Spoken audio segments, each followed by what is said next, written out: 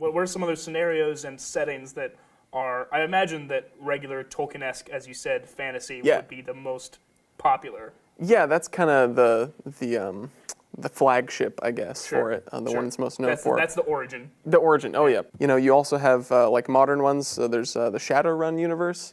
That was a cyberpunk. Yep, cyberpunk, steampunk, like a Cthulhu horror sort of genre, which is kind of a genre mashup of fantasy and like science fiction. The Warhammer series is pretty big on that front. Star Wars. Sure. Another sci-fi one. If you'll remember, 5 years ago, you entered the town of Pravuka. You were there. In fact, you there. Your dagger on your hip.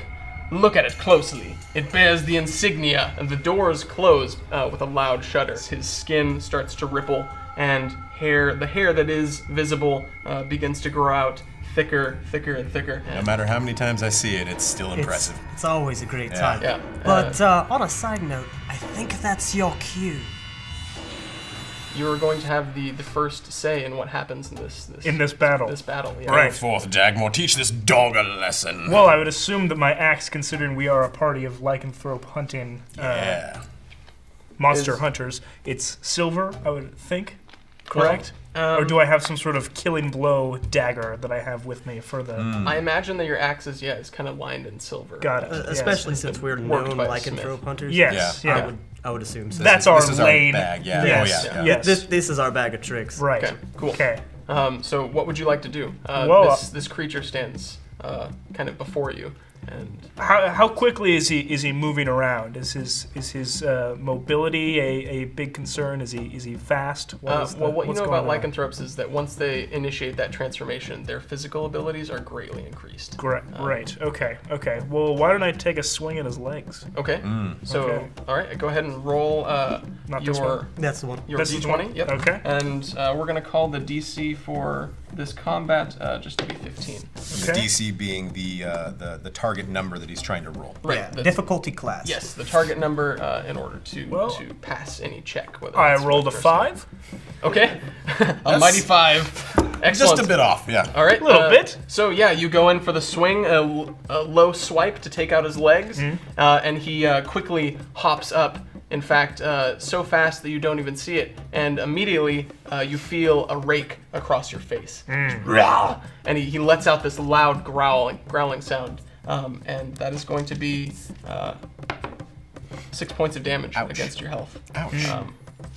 As he readied himself. Okay. Leave a really For that cool initial scar, though. Yeah, that's kind of what I was thinking.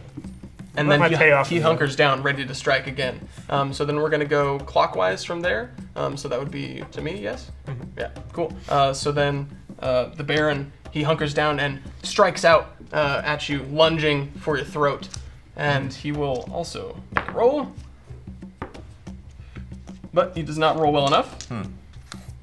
So how would you like to parry his attack or somehow avoid it? I'm totally open to you like narrating how that might happen. Or Okay. How, Well, as much as I'd like to get some more scars all over my face, I think I'm going to try to evade this attack, just to recover from the last one. So, do I roll this right here? The D20? no, just go ahead and describe how you are evading the attack, because this dice represents him missing and you evading. Right, okay. Well, then I'll just do a hearty lunge backwards as I escape his attack. Awesome. Awesome. So yeah, Orcish lunge backwards. Yeah. Your muscled tree trunk legs just Yes. lift you backwards. Naturally. Yeah. I never skip leg day, as you know. Well, we spend most of our time walking, so every day's leg day. That's true. That's true. Okay, excellent. So that's going to be back to you, Mathor. As I see this exchange between him and the werewolf take place, I'm going to be thinking to myself and kind of stroking my beard, oh, that creature is rather fast. I think that it would be best if you were faster than it. And then I will begin to, I'll lean my staff against my shoulder and begin to move my hands in these very intricate patterns.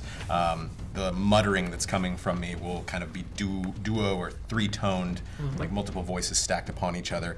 And then there's going to be a wisp of energy that kind of coalesces around you and spins for a moment. And I'm going to attempt to make him much more faster, essentially a spell of alacrity. Okay, excellent. So as your spell goes off, you feel your physical abilities increased. You feel as though you can move as quick as a striking snake.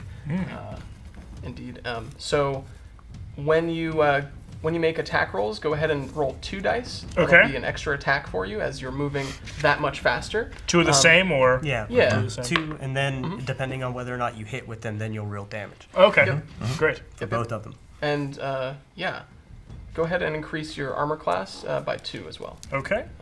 for your increased ability to evade. Awesome. Thank you. Okay. Much Are you appreciated. doing anything else, Mathor? Nope, that would be my turn. Okay. Um, To you, Bale, right? Correct.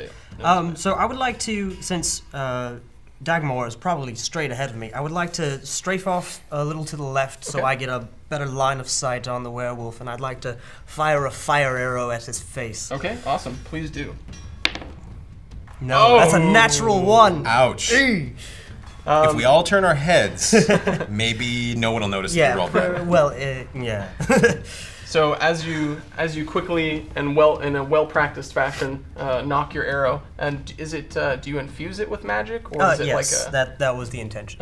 Okay, so it becomes infused with fire on the end of the arrowhead.